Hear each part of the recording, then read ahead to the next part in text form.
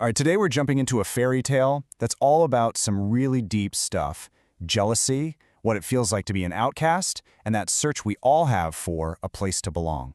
We're talking about the story of the Blue Poison Princess. Okay, get this line. I am a poisonous princess. Death is in my breath. Wow. Those are the words of our main character, Neely. And they perfectly sum up her tragic situation, right? So yeah, as you can probably tell, this is not your average run-of-the-mill fairy tale. Her journey is going to be something else entirely. So to really get a grip on her story, we're going to break it down into 6 parts.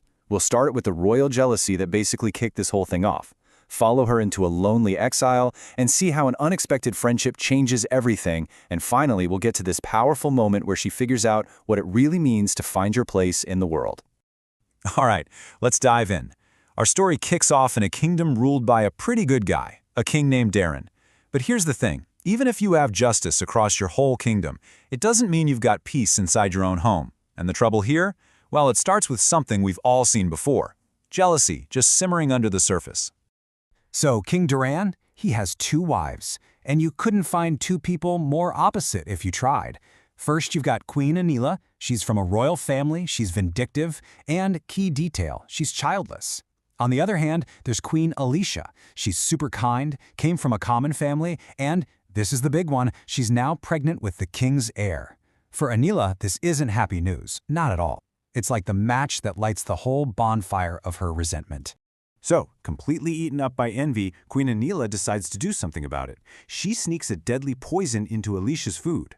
And when the pregnant queen gets horribly sick, Anila, she's a master manipulator, she points the finger at an innocent maid. The king, totally panicked, buys the whole story. He throws the maid in prison with absolutely no idea that the real villain is standing right next to him. So it looks like Anila's evil plan is working perfectly. But the fallout from this is about to twist into something so much worse than even she could have imagined. See, the poison might not kill the queen, but it's going to shape and really define the entire life of her child. The king is absolutely desperate. He's got to save his wife, Alicia, and their baby. So he goes to a mystic for help, and she tells him there's only one cure.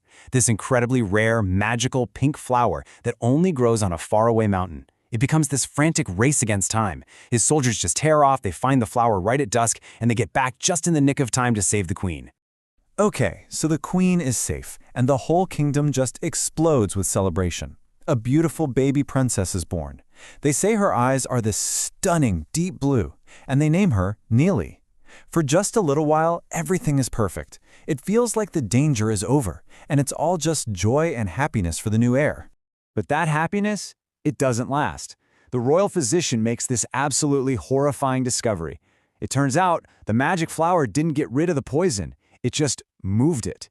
The poison is now inside Princess Neely. It's part of her very being. It's in her tears, on her skin, even in her breath. She is literally lethal to everyone and everything around her. You can imagine what happens next. The entire kingdom goes from celebrating to being terrified. And the king, well, he's stuck with an impossible choice. Does he protect his daughter, or does he protect his people? And his decision leads to probably the most heartbreaking part of Neely's story. His people are demanding the princess's death, and the king feels like he has no other option. He takes his own baby daughter to this remote, empty valley, miles away from anyone, and his last words to her, they're just heartbreaking. He says, "Forgive me, my child. I am a king. I am helpless." Just a total confession of his failure to protect her. So, what happens now? She's an infant, abandoned, in the middle of nowhere. It really seems like this is the end, right? A death sentence? But, this is a fairy tale. And in fairy tales, hope has a funny way of showing up right when things look their absolute darkest. And just like that, a kind fairy hears the baby crying and finds Neely. She uses her magic to create this secret, hidden home for her. And she raises Neely completely in secret, coming every single night to take care of this little girl that the rest of the world literally threw away. So years go by.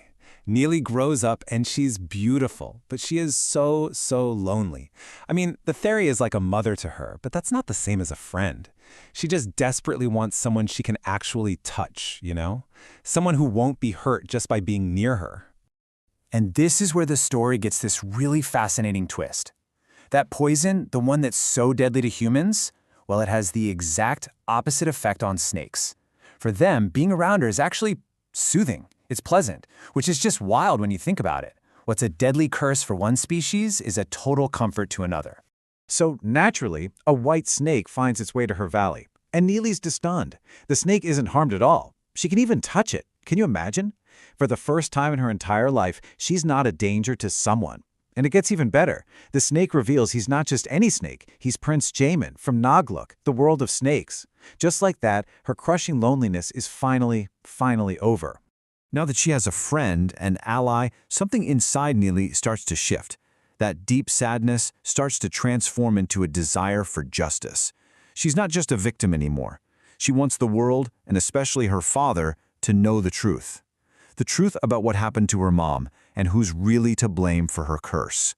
So Prince Jamin comes up with this brilliant plan. He gives Neely a magic pearl that lets her transform into a blue snake, and in that form, her poison is safely contained. So as two snakes, they travel all the way back to the palace, slither right past the guards, and find her father. And that's when they transform back into their human forms and just lay out the entire unbelievable story for the king. The king is just floored. He immediately orders a full investigation, and this time, he's not going to be fooled. A search of Queen Anila's rooms turns up vials of the exact same poison, and servants, now feeling safe, finally come forward and confess what they saw all those years ago. The evidence is overwhelming, and Nila is found guilty. Justice, at long last, is served. So the truth is out, the bad guy is punished, and Neely is finally reunited with her parents. It seems like the perfect ending, right? But it's not that simple.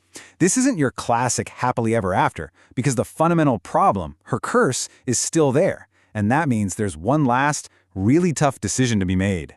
She has this incredibly emotional, tearful reunion with her mom and dad. Her father begs for her forgiveness, and for that one moment, they're a family again. But everyone in that room knows the tragic truth. Neely is still poisonous. She can't stay, she can't live in the human world without being a constant danger to the very people she loves most. And this really gets to the heart of her whole story, doesn't it? In the human world, her poison is this terrifying curse that makes her an outcast.